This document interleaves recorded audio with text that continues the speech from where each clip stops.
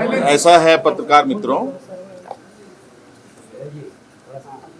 काफी आप लोग कुछ दिनों से सक्रिय हैं,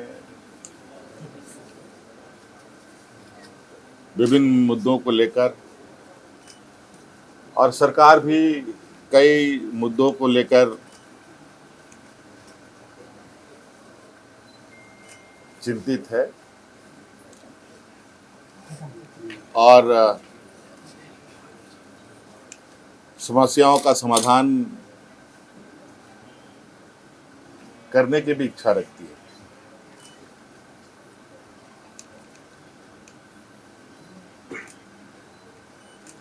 सबसे पहले तो आपको हम ये बताएंगे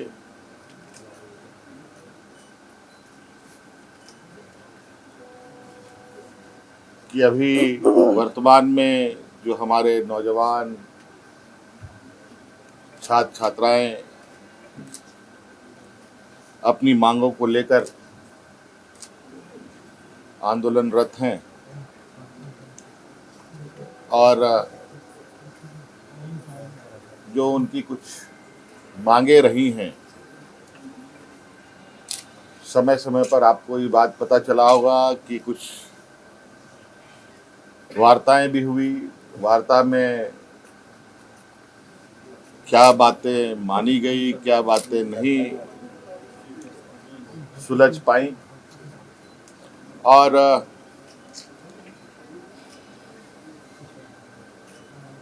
वो सभी चीजें हमारे समक्ष आ रही थी और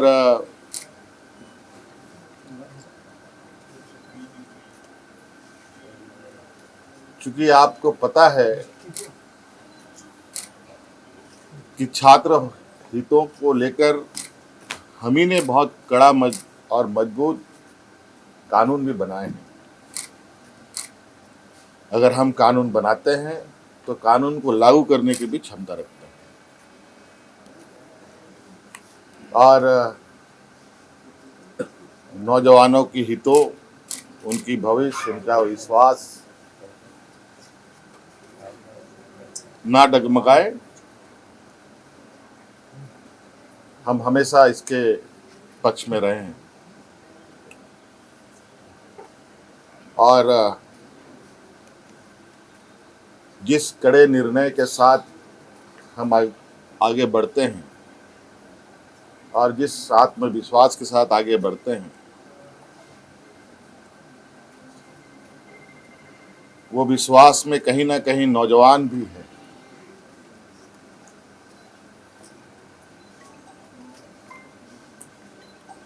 और आपको पता है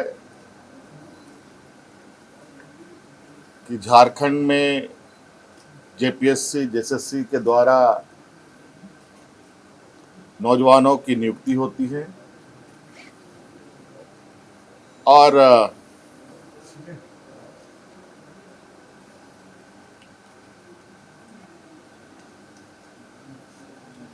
कई सारी नियुक्तियां राज्य अलग होने के बाद रुकी रही,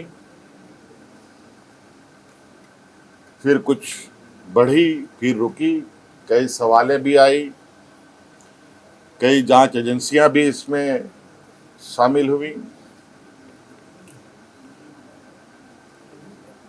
और कई चीजों के परिणाम भी आप लोगों के समक्ष हैं। मैं बहुत लंबा इसमें नहीं जाते हुए वर्तमान परिस्थिति पर ही आप लोगों से बात बताना चाहूँगा कि विगत दिनों से हमारे जो नौजवान जयपाल सिंह स्टेडियम में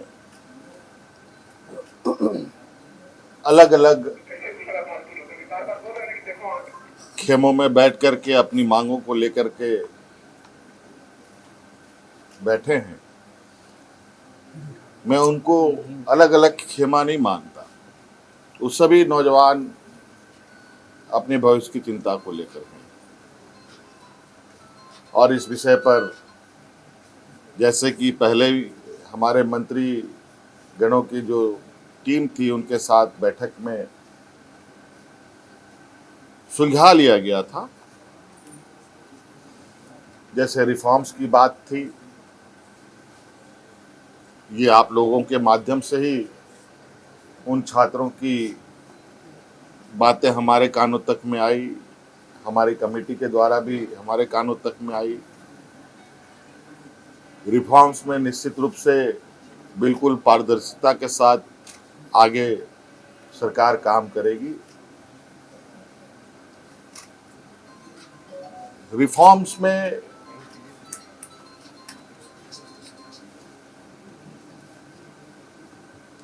जहां तक मेरा मानना है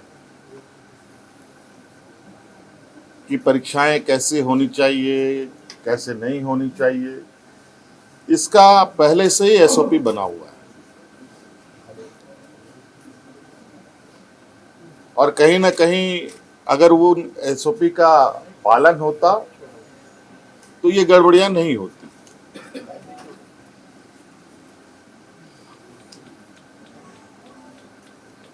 क्योंकि एसओपी में ही इतने कड़े प्रावधान हैं और इतने बेहतर तरीके से परीक्षा लेने का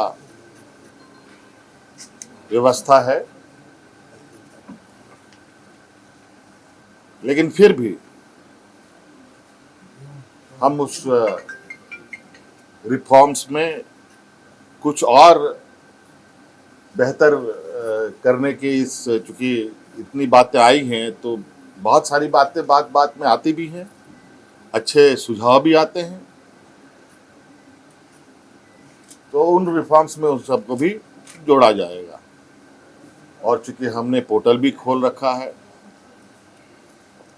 चाहे वो छात्र हो, शिक्षक हो, अभिभावक हो, उस विषय पर अपना उस पोर्टल पर अपने सुझाव दे सकते हैं और विशेषज्ञों की टीम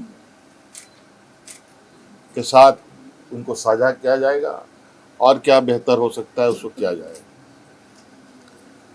रिफॉर्म्स के लिए हम लोगों ने हमारे आईएएस अधिकारी अमिताभ कौशल जी की अध्यक्षता में कमेटी बनाने का निर्णय लिया है, जो अलग अलग संस्थानों के साथ संपर्क करते, बुद्धिजीवी लोगों के साथ, अच्छे अच्छे लोगों के साथ संपर्क कर इस रिफॉर्म को पूरा अंजाम तक पहुंचाएंगे।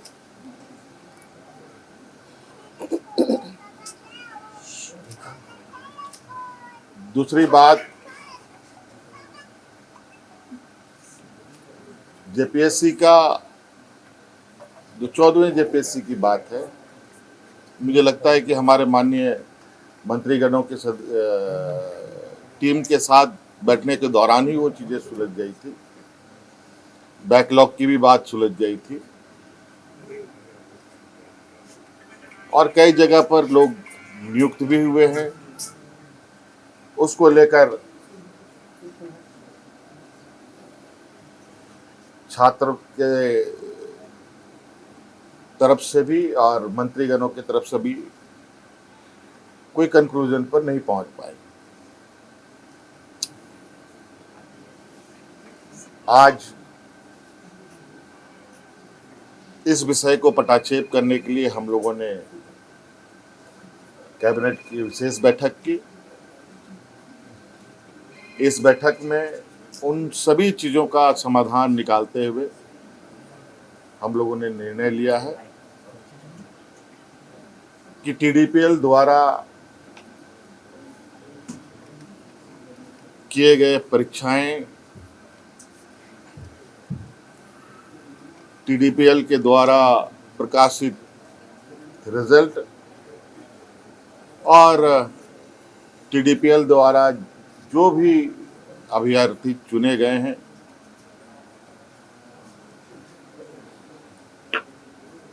या शामिल हुए या टीडीपीएल के जितनी भी गतिविधियां यहाँ हुई हैं उन सभी को कैंसिल किया जाता है, रद्द किया जाता है।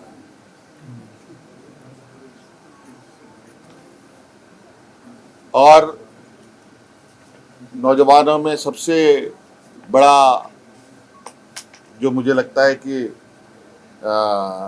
मुख्य मांग उनका सबसे प्रमुख मुख्य मांग रहा है जेपीएससी सीजीएल के संदर्भ में,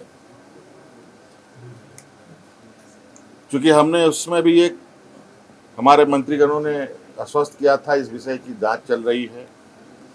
इसके लिए हम लोग रिटायर्ड जज की अध्यक्षता में संपूर्ण जांच कराएंगे, क्योंकि कभी कभी ऐसा लगता है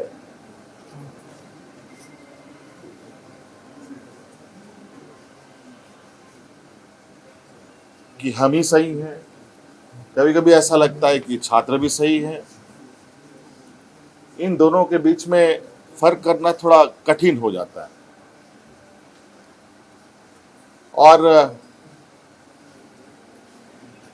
इस विषय को लेकर हमने जो एसआईटी की टीम जांच कर रही है और सीआईडी की जो टीम जांच कर रही है, इन दोनों के जांच के दौरान बहुत सारे ऐसे तथ्य आ रहे हैं जो चौंकाने वाले हैं।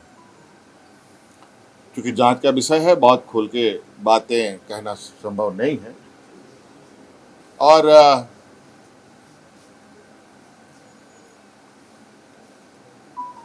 कुछ लोग जो सीजीएल में नियुक्त हुए हैं,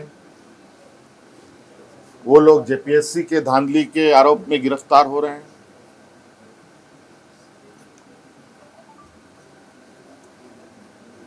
और कई कंपनियां जो यहाँ कार्यरत हैं, अलग अलग समय में भी कार्यरत रहे हैं,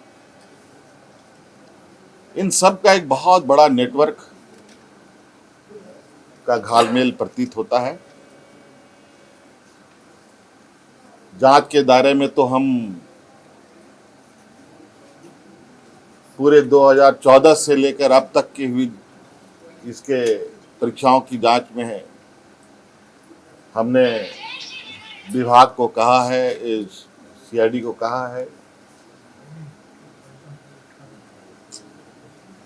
अब जब इसका ऑपरेशन हुआ ही है तो पूरे तरीके से इसका ऑपरेशन होनी चाहिए। और जो हमें जानकारी सीजीएल को लेकर हम लोग के समक्ष बताया गया